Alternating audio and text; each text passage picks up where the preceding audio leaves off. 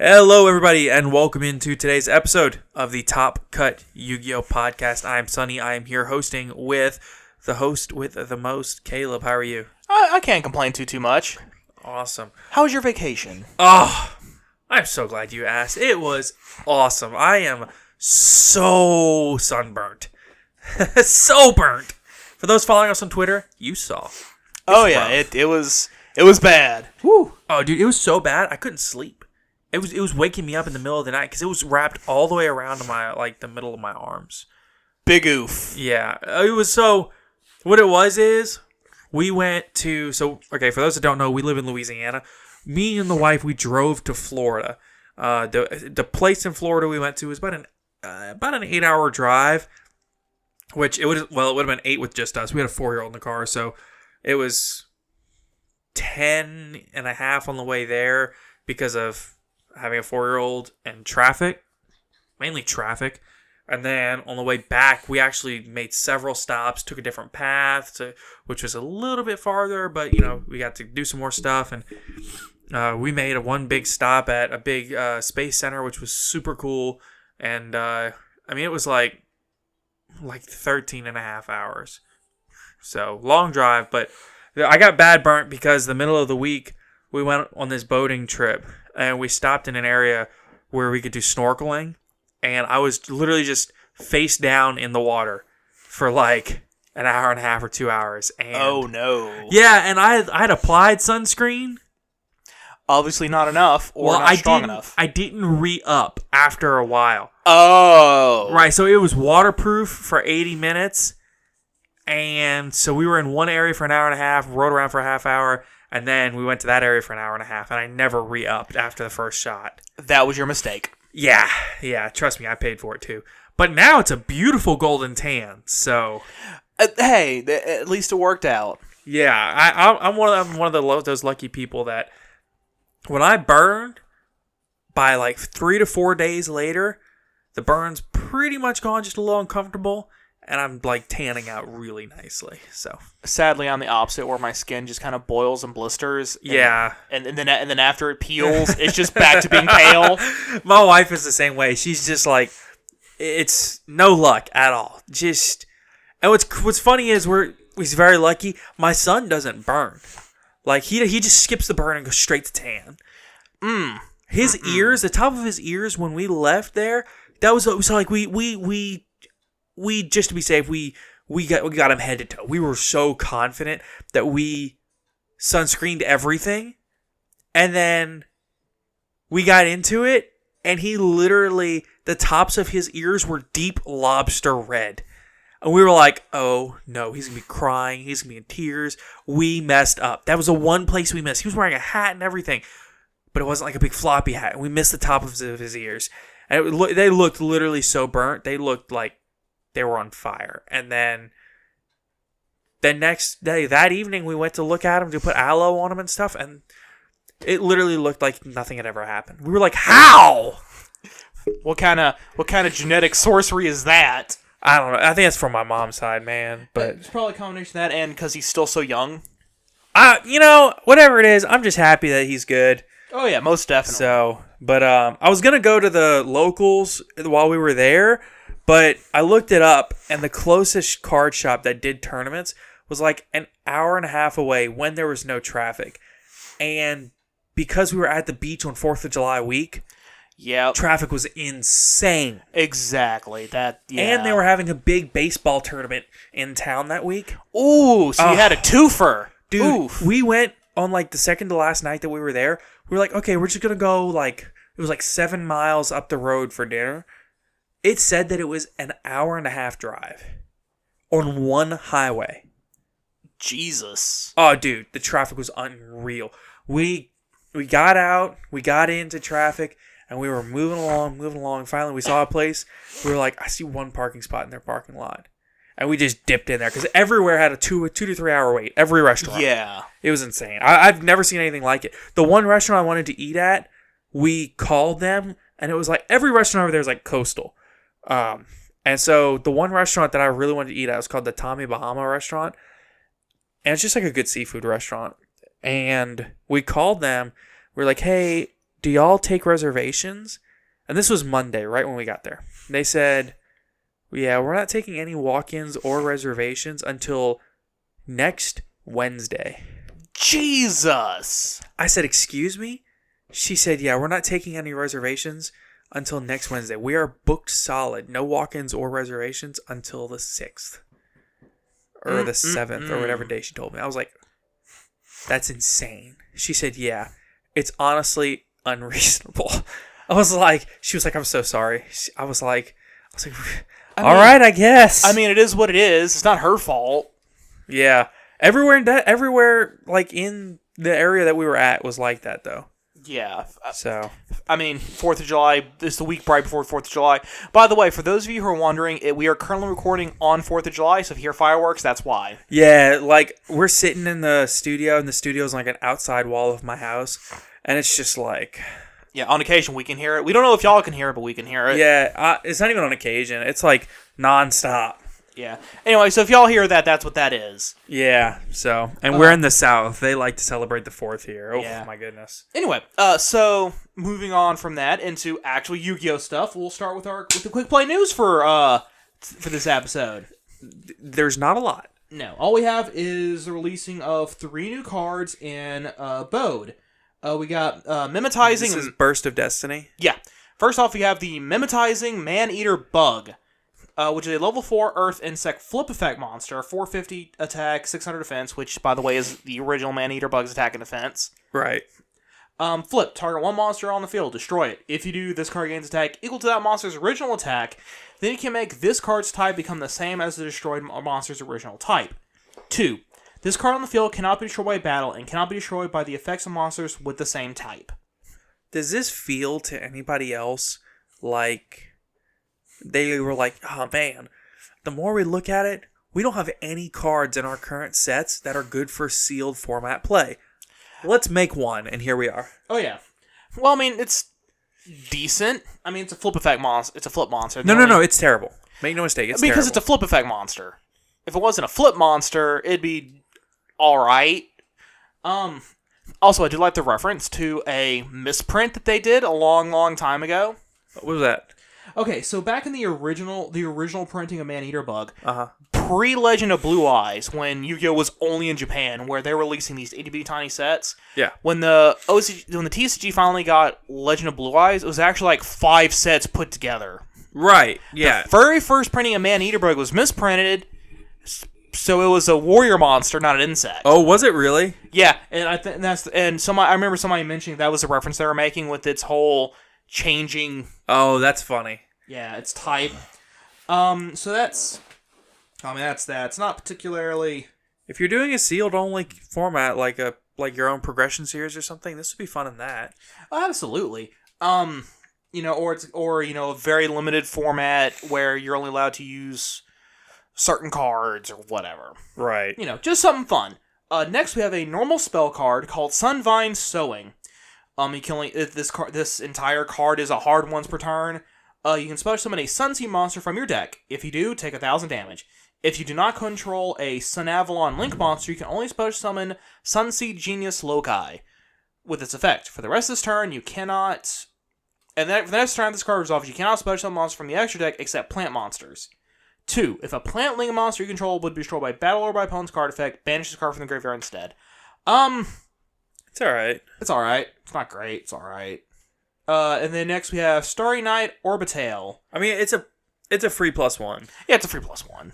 Well, which is good. I mean, it's good for the Sunvine deck because, like, it's a spell card. I thought it was a monster card. No, it's a normal spell card.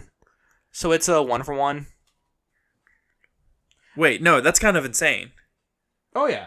Now granted, if you do not control a Sun Avalon Link monster, it's a starter. Yeah, it's a starter, and it's also an extender. Because if you already have because then you can just special summon any Sun Avalon Sunseed monster. Is Sunseed Avatar Loci or whatever? Sunseed Genius Loci is a vanilla monster. Ew, gross. But it's what you have to start the big tree with. Do they have a Link 1? Yes. Oh, okay, so you can just, like, activate this, go into Loci, go into the Link 1, and start climbing. Correct. Or if you already have this and the Loci in hand, normal summon Loci, Link 1, activate, special summon another Sunseed monster, get its effect, link 2 into the second tree.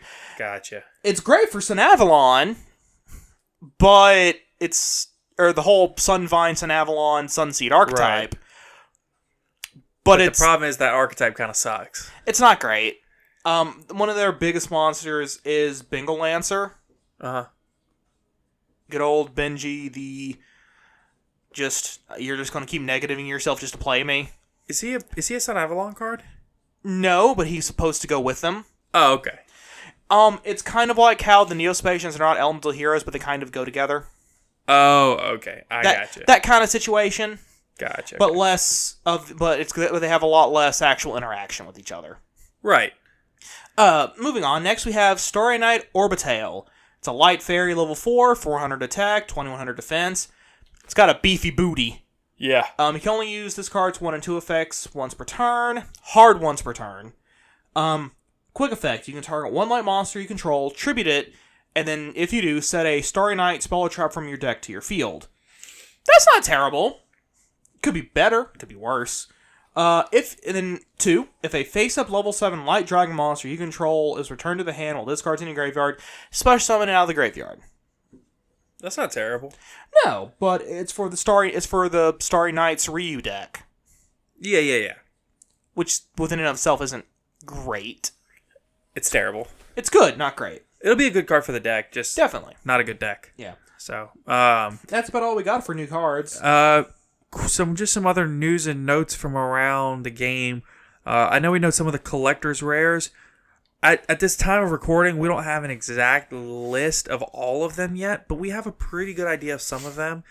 We know Rhoda got the collector rare, not evenly. Gozen match. Yeah, Gozen match. Or Rivalry. Rivalry or Warlords. Okay, so Rhoda, Rivalry of Warlords. Utopia, Utopic Draco Future. Yeah. What else?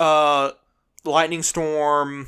Yeah, Lightning Storm. The new not the Arcana Joker, or no, Joker's Knight. Yeah, Joker's Knight and Joker's Plus. Joker's Straight. Joker's Straight, something like that. And then I know King's Knight, Queen's Knight, and Jack's Knight all got it. Yeah, because it's their set. Yeah. What else? That's everything I can think of off the top of my head.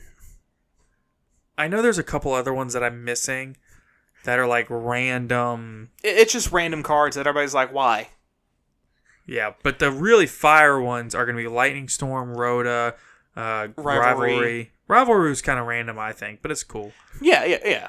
The really big ones, though, aren't even the collectors. It's a card. Okay, so as people were looking at the different sets, as they were looking as people were cracking open the set, they started to realize, they were like, wait a minute, what is this doing here? And they started looking at it. The 3 Egyptian god cards are in here. Oh yeah, as Millennium Rares, which is wild. We did not have that yet in the TCG. It's very cool to get a new rarity, especially out of nowhere.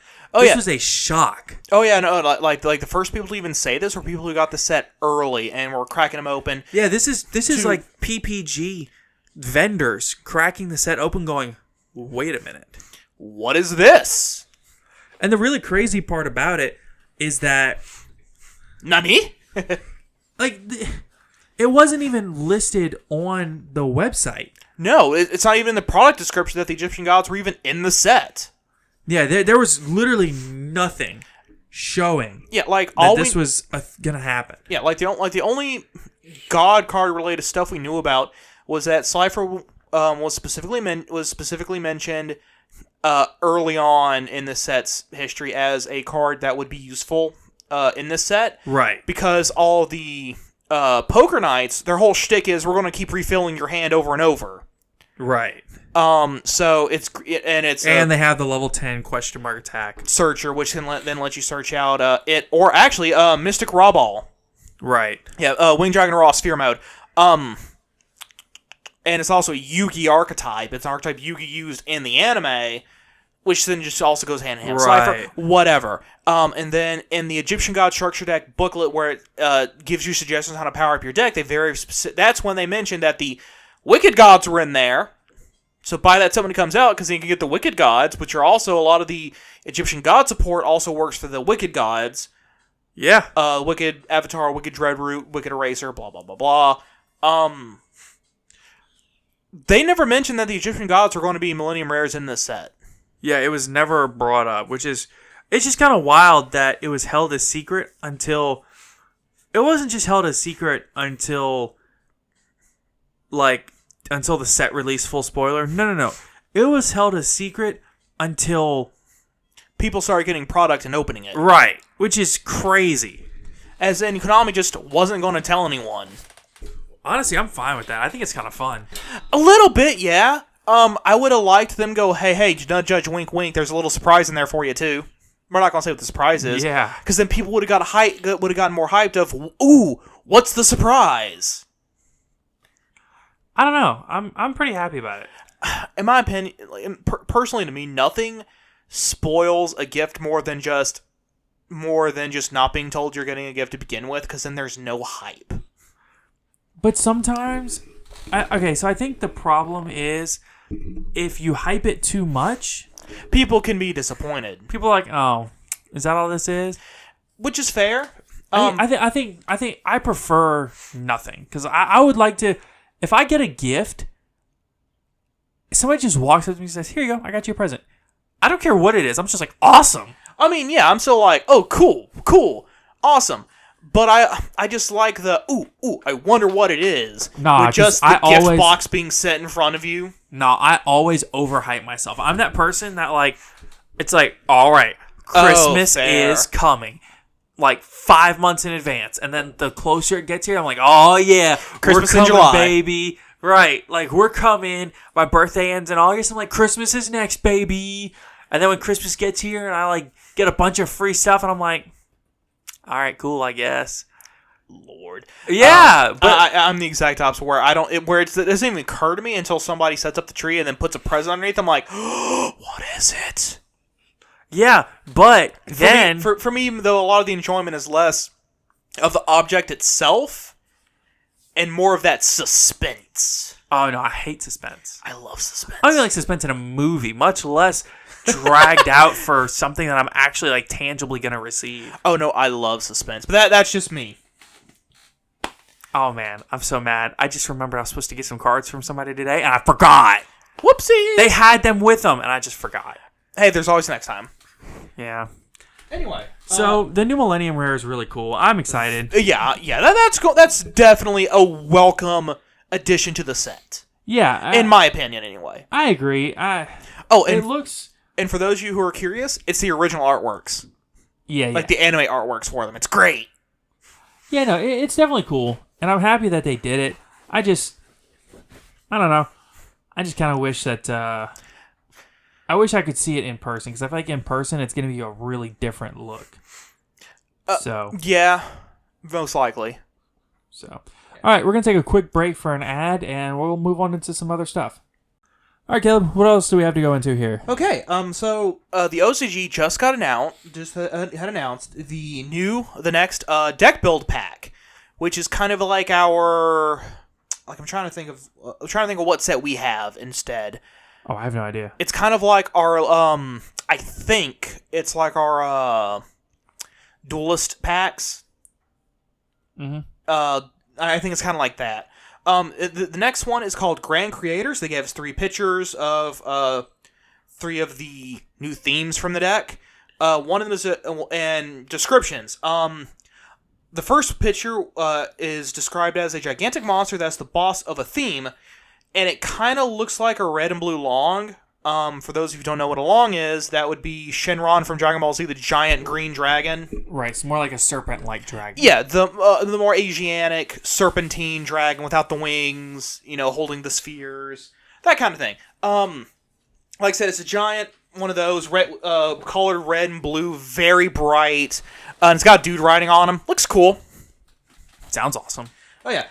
Then we have an Exceed monster that rescues souls, which then makes me immediately think it's going to have some kind of graveyard or banish zone interaction. Right.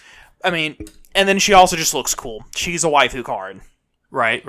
And then the third one was a key card for the start of an adventure. And then it shows what kind of looks like Rolona, the Magistus of Air. Yeah. Like standing in front of this dude, locked in crystals with these spheres floating around, and each of the spheres has one of them has a meadow, the other one has straight up has the ruins from a legendary ocean in it. Each sphere seems to be a field spell, right? Right. So some people are thinking maybe it's like an archetype based around rotating field spells. I mean, that would be interesting. Yeah, if that's the case, in my opinion, the best way to do that kind of thing would be to have a field spell that does one effect. During the end phase, it destroys itself to then immediately activate another field spell from your deck to get a different effect, and then you just keep rotating them around over and over and over. Sounds like they're going to have to ban Metaverse, set rotation, and terraforming. Maybe. We'll have to see. If they do that, that's probably what they're going to have to do. But I still think that would be a really cool feature. Just a constantly revolving door of field spells where they either destroy themselves or send themselves back to the deck to then fetch a different one for whatever situation you're in. I mean, that's cool, but how do you get the kill shot with that? Whatever I mean that would also be dependent on the actual monsters. Another possibility is a rotating door of field spells that really don't do a whole bunch, but with monsters that get different effects depending upon what field spell is currently active. Yeah. That could be how you get your kill shots, how you switch from I'm going to be super controlled to super aggro is just based on what field spell you have face up. I think that would be really cool. It wouldn't function very well just due to Harpy's Feather Duster being legal, and then everybody running Twin Twister and Cosmic Cyclones. It's not meta-relevant, but I still think it'd be a really cool addition to the game. Yeah, for sure. I can agree with that. Yeah. But that's about all we got for, that's literally all the information the OCG got for this. The set, by the way, in case I didn't say, is OCG Deck Build Pack Grand Creators. Okay. What else do we have? Okay. This past weekend was actually at FemboyYGO's over on Twitter had a remote duel tournament this weekend. I actually took place. Okay. So tell us a little bit about that. How did you find out about it? Or how do you participate? Things like that. Well, okay. So I found out about it actually over on Twitter. I think it was MBT had said something about it or something, and then you mentioned something about it, so I looked into it, and I was like, yeah, sure. I have nothing better to do that weekend, why not? And I joined up. I had an absolute blast. All you had to do is go into his Discord server, tell him you're joining, send him your deck list, whatever. Okay. I got third place. Hey, that's awesome. Oh, yeah. What did you play against and stuff? Oh, okay. So let's see. I think we ended up having 14 people total. Okay. Let's see. My round one was against Unchained. Just straight up Unchained. Okay. Sounds okay. Distant Coder. Yeah, I know, right? I just if any of you who were in that tournament are wondering who I was the dude running Shadal without the invoked engine or the dogmatic engine, just pure Shadal. Just FYI. Let's see. Round two was against Altergeist. Easily one of the more fun matches I had throughout the day, just because it was a control deck versus another control deck. So it was very much I'm gonna try and get 1-for-1s until I'm able to cascade the advantage over you. Very back and forth. It was real fun. And then right in the heat of the duel. Moment. Yeah. His internet died. Oh, tragic. Yeah, and he had to drop. I'm like, no, I was having so much fun. It's a W though. Huh? It's a W though. I was still disappointed that I won like that though. Round 3 was actually against the deck that got first. Get this. Sky Striker, Cross Infinitrack. That's wild. Yeah. He was running the individual was running 2 rows for Sky Striker, 1 of each of the spell cards, including the field spell, and was actually also running Mystic Mind with Metaverse and set rotation. So I looked at this list.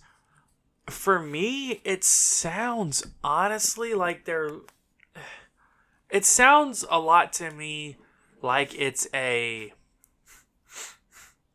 Sky Striker deck with a small Earth Machine package teched in, because if you look at the deck list, it's kind of light on the Sky Striker cards, sure, but it's literally just running 2 Bullet Trains, 3 Derrick Cranes, and that's it for the main deck. And the Pegasus one. The level 4 Pegasus one. Oh yeah, and some level 4 train. Yeah. It's running literally a 8 card train package. Yeah, something like that. And the extra deck cards, and that's it, just for the kill. So it's like Sky Strikers to control the game flow and control the game state, and then trains for the kill. Oh yeah. Game 1, it was very back and forth. Great game. Game 2, I went first. I lost game 1 versus this player. Game 2, I went first, set some back row, passed. And he went, listen, man, I'm sorry, but you better have it.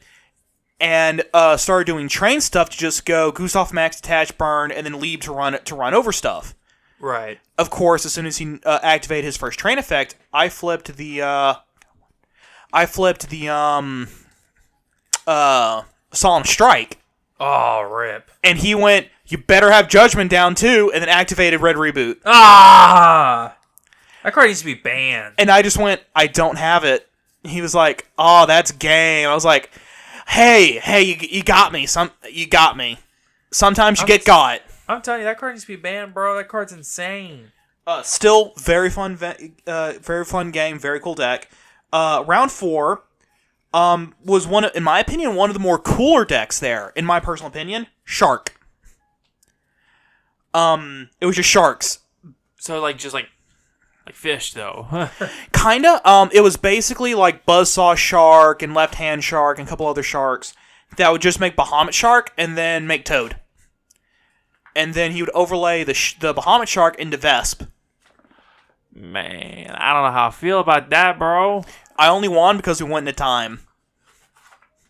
We went into game 3. He got game 1, I got game 2. We went into game 3 with 5 minutes remaining. And of course we went back and forth. I ran over a Toad. Dealt 400 points, 200 or 400 points of damage. I don't remember. It dealt just a little bit of damage, and then his turn came. He started doing stuff, and in the middle of his main phase, the timer ran out. Oh. And I was like, I hate winning like that. I really do. But a W is a W. I guess. So overall, I got third. With pure shit all, like I said, well. Technically not pure. I also had the clown package. Yeah, but I mean, I didn't have pure shit all. Yeah, pretty much it was just pure shit all control, bunch of trap cards, solemn strikes. Thank you again for lending me your IDPs. Oh yeah, sure. Came up once. Hey, against came up once against Altergeist, and it just kind of ended their turn. I mean, that's what it do. That's what it do. That's a good card, man. Oh yeah. There's a reason it is what it is. Oh yeah. Like I said, overall I had a blast, and I look forward to any other future events that at FemboyYGO holds, because like I said, it was fun, didn't cost me anything. First prize, by the way, was a playset of Drawn Lockbirds. Yeah, but you still got something for third, didn't you? Yeah. I got $12. That's $12 more than you had before. Oh yeah, I know. I just went ahead and took that money and got a pair of Drawn Lockbirds. Yeah, and I've got the third one for you, brother. Woo! So let's move into a little bit more of some organized play as far as some stuff coming up. So we do have Konami sent out a big memo, which was, for those that haven't heard about it, this is the update regarding organized play in the United States. So this is from Konami's official website, and I'm just going to go ahead and read it off for those that have not heard yet. To the Yu-Gi-Oh! TCG community, Konami Digital Entertainment Inc. has diligently prioritized the health and safety of our community, official tournament store, OTS, owners and staff, and all business partners throughout the ongoing COVID-19 pandemic. We have continued to closely monitor developments and updates related to the pandemic as state, regional, and local openings have continued to progress daily. Based on local guidelines and regulations, we are allowing stores in the United States to open for sanctioned in-store organized play and events starting Thursday, July 15th, at each store's discretion and where allowed by local regulation. We encourage OTS owners, staff, and duelists to follow local, regional, and federal health and safety guidelines. We recommend that stores ask duelists to confirm that they are fully vaccinated or have tested negative before letting them participate in tournaments. We also highly encourage store personnel and duelists to continue to follow social distancing rules and to wear masks consistent with CDC recommendations and local regulations in your area. Although we are currently only recommending stores in the United States open, we continue to share our community's enthusiasm in Canada and Latin America to resume organized play and promotional events. We are working closely with our OTS contacts and business partners while heeding public health guidance to determine how and when we can safely reopen stores in these countries. In the interim, we encourage the community throughout the Americas to continue participating in Remote Duel, our organized play initiative to run sanctioned tournaments using remote Yu-Gi-Oh! Duel Links, Yu-Gi-Oh! Legacy of the Duelist, Yu-Gi-Oh! Legacy of the Duelist Link Evolution, and the Yu-Gi-Oh! TCG. For more information on Remote Duel, please visit such and such website and subscribe to our official social media channels to get up-to-date news. So, what does this say? Essentially, this says that we have a official return to play date. You know, we have an official, hey, July 15th, you're officially a go for in-store play again for the first time in a year and some change, which is huge. So, oh yeah. I mean, this is big. This is a big step for us. This is a big stepping stone. This is the first step to opening up for regionals and YCSs again, which I'm telling you, I think we're going to have regionals and YCSs before the end of the year. Maybe. We'll have to, because the year's only half over. Exactly. I mean, I think if we can go from full shutdown to opening up stores, opening up restaurants, and opening up organized play from a Japanese-based company, that's huge. So, I really think that by October to November, regionals will be in full swing again. Like I said, we're only 7 months in the year. There's still 5 more months left. No, we're only 6 months in the year. We just started July. Fair enough. We just made the halfway point. This episode will drop July 6th. Yeah, we fair just enough. hit the halfway point. Fair enough. And like I said, there's still 6-ish months, a little less than 6 months. Right. I could fully see us going back to full swing of things back before the year ends. I hope so. That being said, I'm talking October, November, December. October at the earliest is what I'm thinking anyway. I agree. I think October is the earliest we can realistically see events as large as regionals returning on an official level. Yeah. We have had events happen that are kind of a little under the table, a little try to stay low key. I know I see a lot of people going to events in New York and Connecticut, averaging 100 to 150 players. And, I mean, they're doing their part. Everybody's masked up. Everybody's hand sanitizing, stuff like that. I've seen some stores reopen up with dividers between the players. Now, that's interesting. Yeah. Probably using some of the remote duel rule sets in that situation. Just kind of tell your opponent what to cut, things like that. Yeah, and then certain cards are additional cards are also banned, like Parasite, Barricade, Exchange, stuff that requires you to touch your opponent's cards. Probably, yeah. I mean, like realistically, I don't know if that'll be a long-term thing, but I mean, realistically, I think it's probably fine. I don't really want to do barricades.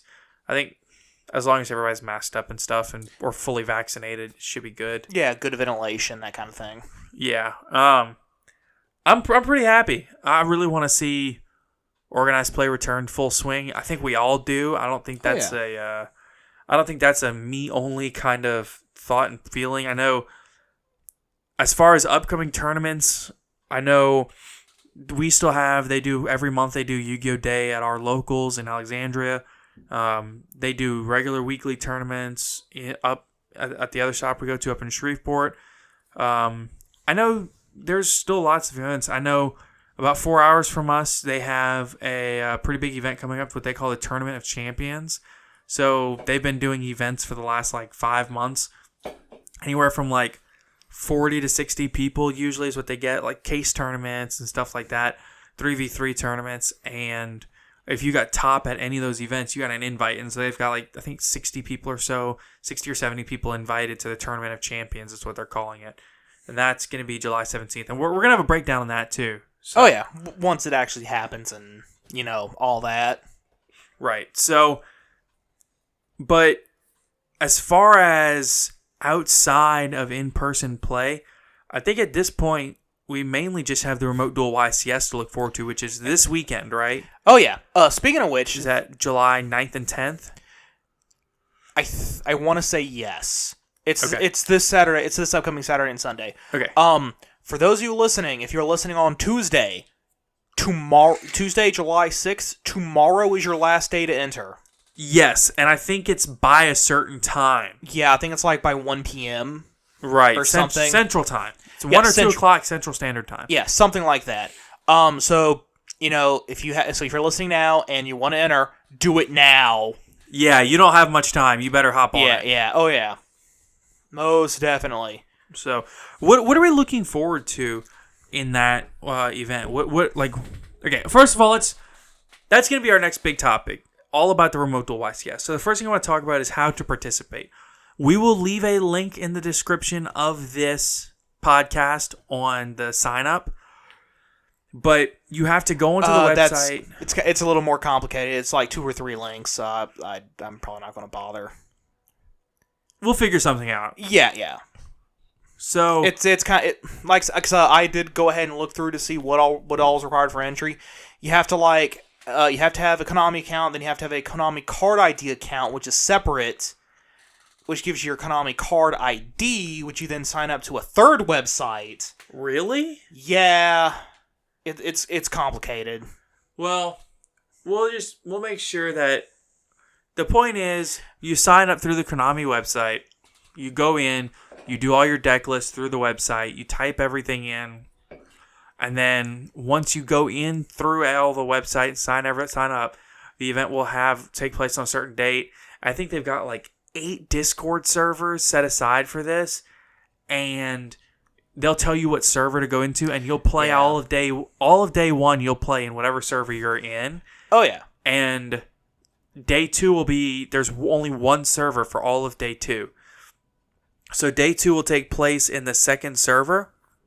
So you join whatever server you need to be on for day 1. And then if you make day 2, which only duelists that are X2 or better, essentially, I think you have to have I want to say 10 points or something like that. Or something like that. Yeah, I think it's 10 points. Because I think they're doing 6 rounds day 1. Yeah, it changes from tournament to tournament. Yeah, and it kicks off at 12 o'clock Central Standard Time. Yeah. So they'll do 6 rounds of Swiss on day 1. You have to have at least, I think, 10 points to advance to day 2, and which means you have to be at least X2 or better. And then day 2, you'll be in a different Discord server. Everybody made day 2 will be there. And if you make it past if you participate at least to round 3, you will get a playmat for entering, as well as a field center. And then if you make top cut, you get another playmat and some other stuff. Everybody gets packs for entering. I think you also have to make it through round 3 to enter. Yeah. So essentially, as long as you make it to round 3, you get all of your prize support. And then as long as you make it to round... if you make top cut, you get more prize support, which obviously at that point it starts ramping up into kind of ridiculous prize support at that point. Well, yeah, as far as physical objects. Yeah, the top cut playmat is, I think it's got Duel Link's Dragon or something like that. Yeah, it's the Ultima Zolkin retrain into a Link monster. Yeah. It's basically the the Crimson Dragon from the 5D's anime, but as a card, but as like its second printing as a card. Yeah. So basically, they took Ultimate Zolkin and made him into a version of a prize card, and it's the prize card version. Yeah, like it's the Link monster version as the mat. Just for entering, you get Arm Dragon Thunder level 10. Arm Dragon Thunder mat. You have to participate through round 3. Yes, as in you get to round 3, do your third duel of the game, and then if you want to, you can drop or whatever. Entry is either $20 or $25. It's 20 if you do pre-entry. It's 25 if you try to enter day of. Okay. So, that's pretty normal. Something to note: King's Court is not allowed for this event. Yes, that is correct. So that'll eliminate anybody trying to go in at the last minute and get whatever. Yeah, to try and use like the King's Knight deck, I guess, the Poker Knight deck. Yeah, I mean, or Utopic Draco Future. That is true. Utopic Draco Future, and then those copies of Lightning Storm will be legal. Right. So, essentially, to prevent people from trying to get a jump and running things like Utopic Draco Future and having like an unfair advantage, they just said, you know what, we're just not going to make it legal. So because I think it comes out like 2 days before. So so it's pretty much the only people who would have these cards are people who are pretty much people who went to the pre-release and bought them out. Exactly. So, what are we expecting? What are we expecting from this tournament? Like realistically, what are the decks we expect to be the top decks in the tournament, and what do we expect Top Cut to look like? Well, as far as numbers, I've got no clue, but I know we're going to be seeing lots of Tri-Brigade, lots of Virtual World. We're going to see a good chunk of Drytron. You know, the more I think about it, I don't know that we're going to see much Drytron in Top Cut. I'm not saying it's not like the best deck.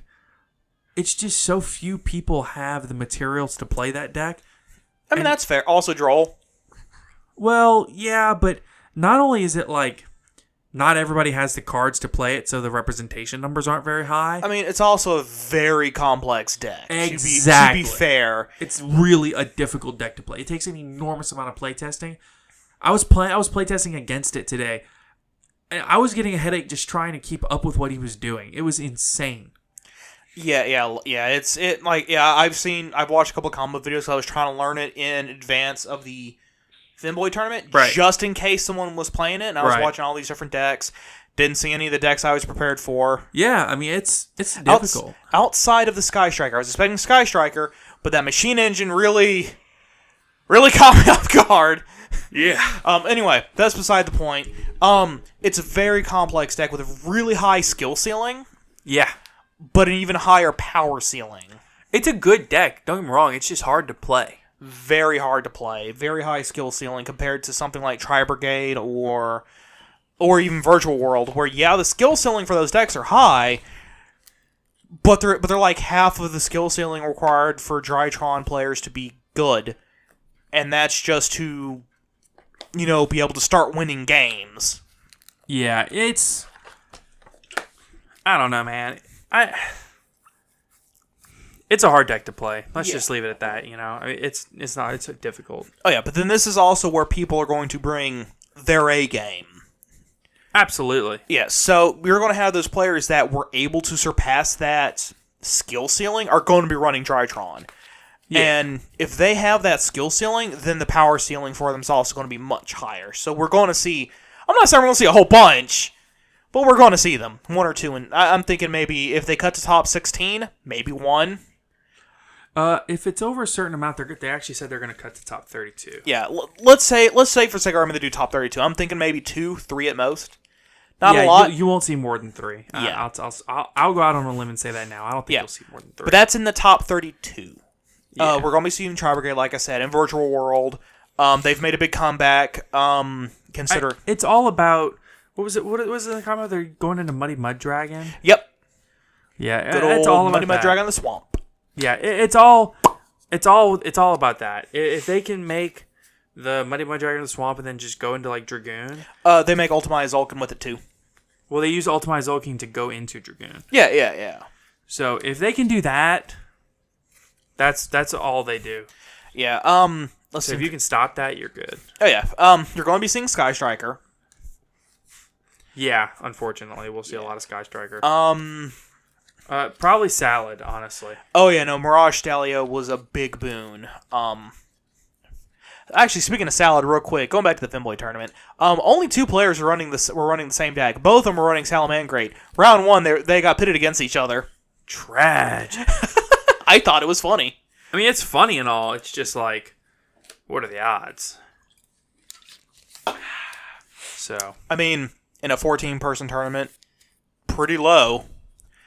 Yeah, fair enough. But higher than you would think, but still pretty low. Right. But it's just what the program spit it out. Anyway, but yeah, we're going to be seeing Salamangreat. We're going to be seeing some weird Eldritch abomination. I expect to see... The deck that I'm really expecting to see several of is Invoke Shaddoll Dogmatica. Oh, most definitely. The only issue that deck might run into is, realistically, with there being a fair amount of...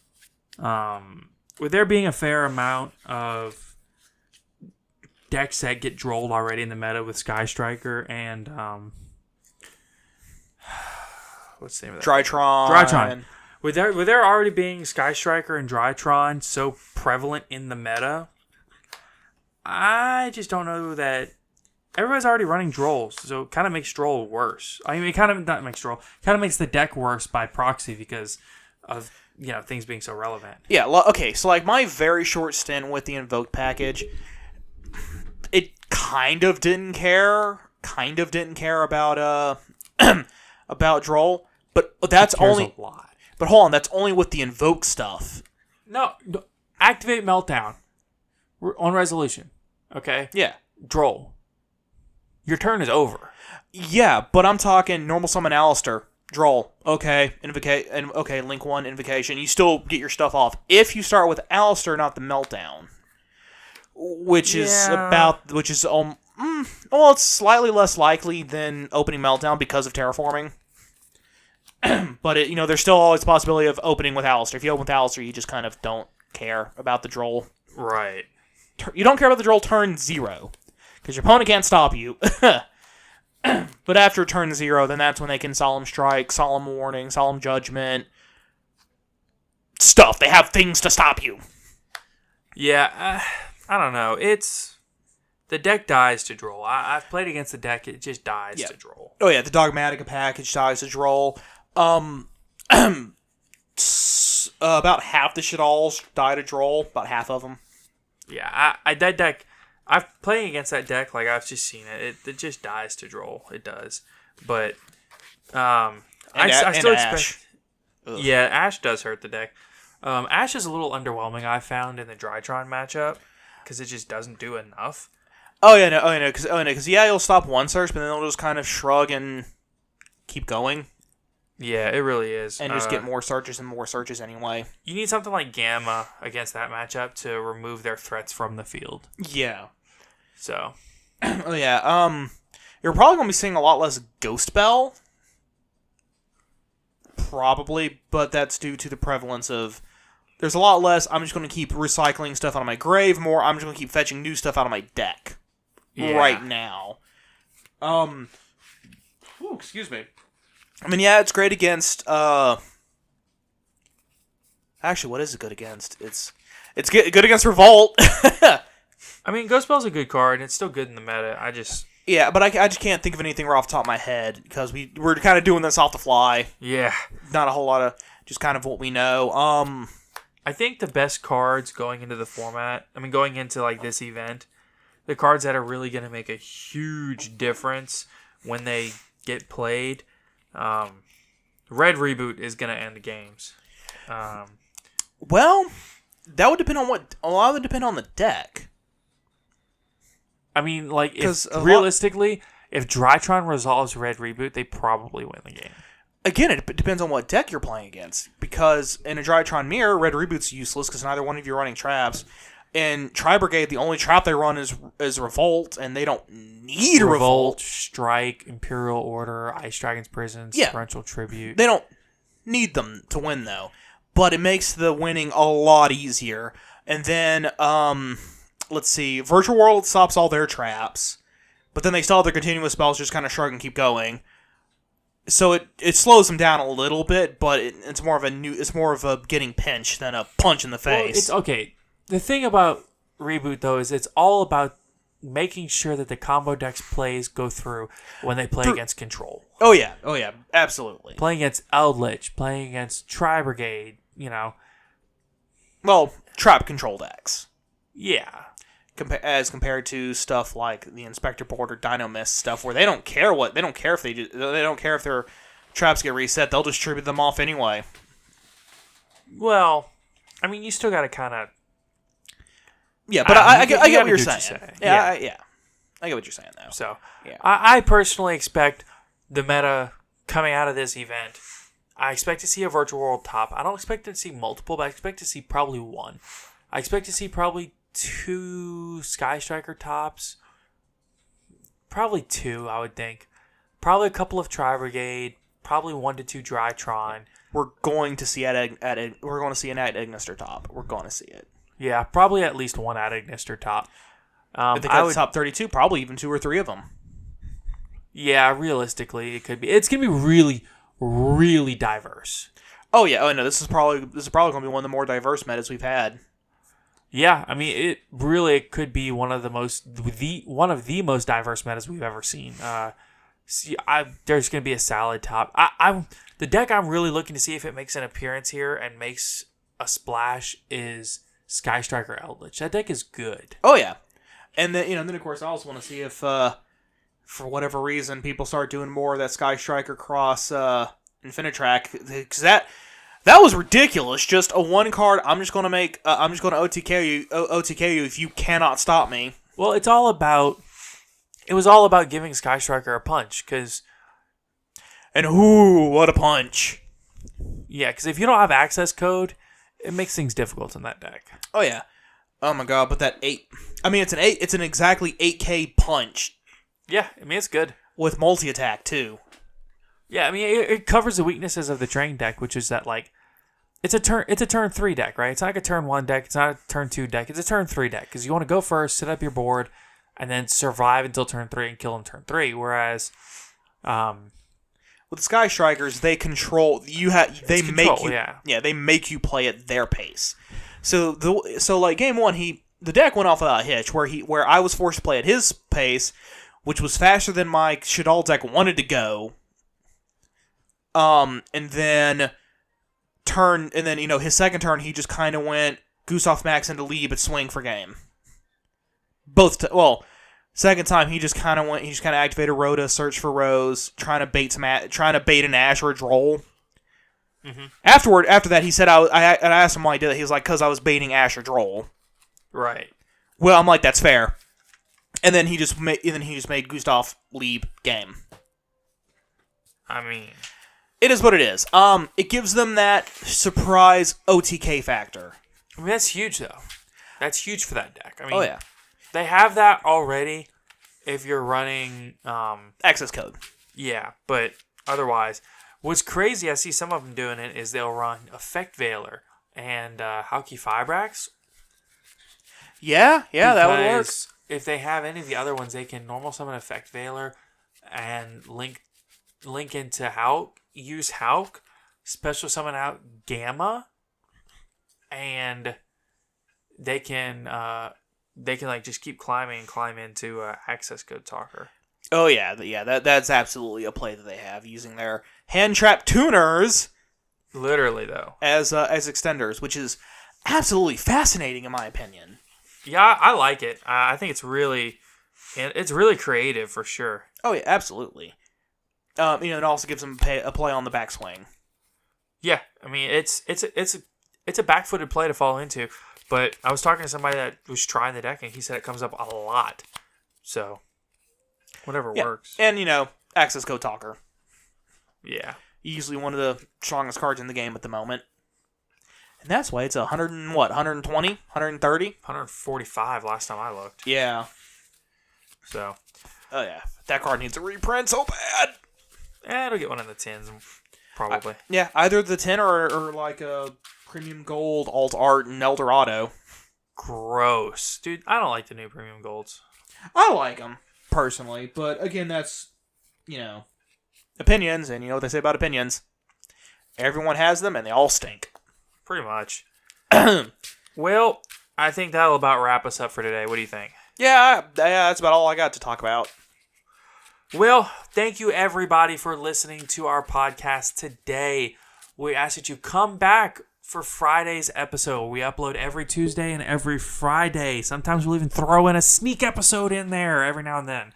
Mainly around banlist time. Not too often, but we do what we can. We ask that you please go follow us on our socials. On Twitter, we are at Top Cut Podcast. Is it Top Cut Podcast? I think so. At Top Cut Podcast on Twitter. At Dat Chumley for myself. At JamTheMan17 for Caleb. Please feel free to hit us up, DM us, ask us questions, hit us up out in the open. We love getting listener questions. We love getting feedback. We love anything, whether it's just, hey, we love the podcast, or whether it's, hey, you got this wrong and you need to correct it. We will absolutely do that. Oh yeah, if you look at our previous episodes, we've been corrected, and on the very next episode after we get told the correction, we, at the very start of the show go, hey, here's the correction. And we are so, so thankful that you listen closely enough to do that. Please, please, please leave us a like, leave us a review on whatever app you are listening to. Particularly if you're on Apple Podcasts, we ask that you please leave us a review. It truly, truly helps us out an enormous amount. Helps us beat up the algorithm.